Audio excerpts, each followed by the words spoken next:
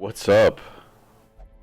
Thank you for your patience. Sorry it's been so long, guys. So, before I went into the video on the newest update on the Cove, I just wanted to say thanks. Sorry, I haven't fallen off the face of the earth. I've been getting a lot of questions. Are you still making videos and content? Yes, absolutely.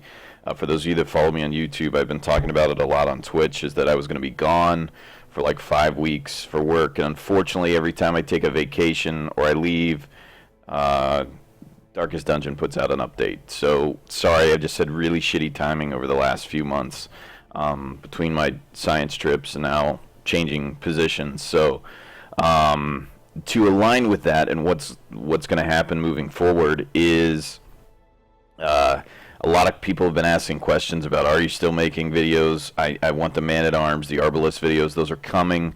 I really didn't want to make them and then make them again, knowing there were going to be a ton of passes to the trinkets. So what I'm going to do is I'm going to do a few videos between the classes that I haven't touched yet.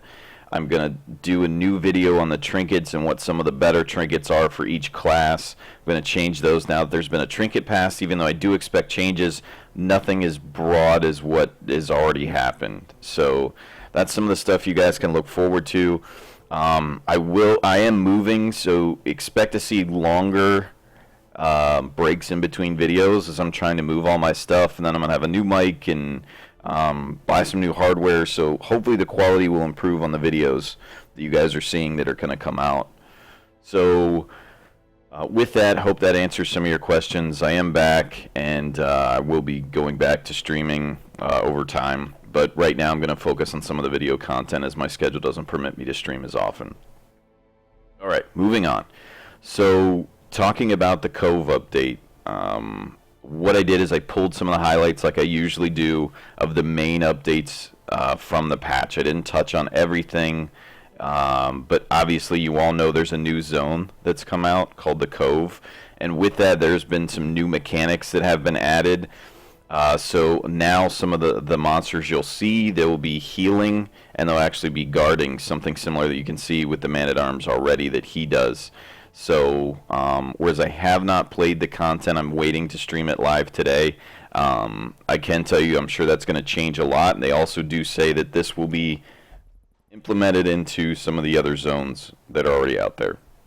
Other thing that talks about in the patch notes is that the monsters in the Cove are bleed resistant, and they actually do cause bleed. So with that, obviously remember to take more band-aids than you need, because you can sell them back now, which is another change. So unused dungeon supplies now sell back at the end of the quest for a smallish percentage of their value, is what the actual note itself says. So that's awesome. As somebody who takes more supplies than he needs more often than not, I think that's something that if you have the money, Exhibit A, buy the stuff, buy more than you need, because it's a lot less painful to give back gold than it is to give back somebody who's, legend. So as we move on, most of the other patch notes, they're positive. I don't really see a lot of stuff that was a negative change. I do see the difficulty being increased slightly with some of the notes that have been done, but again, I think that's something that was necessary, and I think it'll continue to get more difficult, slightly more difficult, as we get up to the Darkest Dungeon content release. So with that, here we go. So what you see up on screen are probably what I feel is the biggest piece of the content, which is the changes to the trinkets. So two of the most common ones that everybody uses, even three are right here, with the focus ring being tweaked a little bit, the tough ring being, almost everybody wants to run this now with negative 10% damage. I don't know how much you'll see people run that. And then the legendary bracer, I think, took a big nerf with the -3 speed buff. So I don't know a lot of these off the top of my head and how much they were changed. Those are just some that I wanted to just touch on, just to show you guys that almost everything here has been adjusted, including some of these up here who were really, really poor. The tentacle idol's a little bit better, but still, I don't think it has that much value. But as you look at like the Berserk Mask having 3% crit and 3% speed, or +3 speed rather, and then you see the heal received taking a huge nerf. So take a look through your trinkets. Again, I'll be posting another video on what I feel are the best trinkets per class. Not the right necessary solution, just my opinion on that. And I'll be updating the strategy guide that you guys have asked me to do for a long time. I will be doing that over time. It's going to take some time. But anyway, moving on. So the trinket pass was a big thing. But what you can also see here is the roster size has increased to 25. That's so you can get, obviously, a few new heroes in there to help you go through the Cove even at lower levels. One of the things I really think that was positive was the streamlined combat flow that they mentioned to keep the pace brisk and reduce many of the small waits that occur between chained events. So that's something I've been talking about on stream for a while, where often I feel that the game's slower than it needs to be, especially after you have a lot of time into it. So that's a nice change. That's something that it's little, but a lot of the complaints from people who are used to playing things like shooters or MOBAs or action RPGs like Diablo, things like that, they're not used to having any slow pay. They're just slow pace. It's just go, go, go, go, go. So I think that's, if they continue to do that, I think something that will appeal to more mainstream players. Trinket drops are a bit more constrained. I think this is something that's needed to happen for a while. So I think that's a good move, even though I do think it makes the game a little more difficult. The guys that are coming fresh off the bus here, they are now a little more disease resistant, as they say in the patch notes. It's the healthiest they'll be. So at level 0 and level 1, they're a little more disease resistant. Again, I think that's cool that they would factor that in. I think that's awesome.